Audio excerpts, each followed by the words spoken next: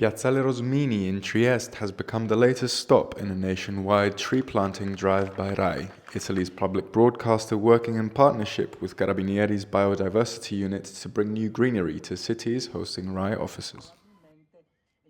Giustamente, tanto simbolico, 3 alberi non sono un numero enorme, ma vuole essere il simbolo di quello che è la nostra politica ambientale, quindi non a parole ma con fatti concreti, mettendo a disposizione risorse importanti, decine di milioni, 10 nell'ultimo anno, solo nel 2026,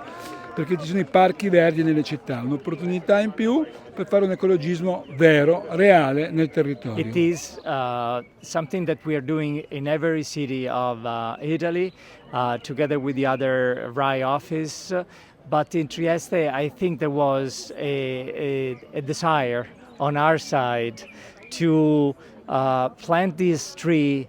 remembering people that 30 years ago died, planting a seed of public service, doing their job and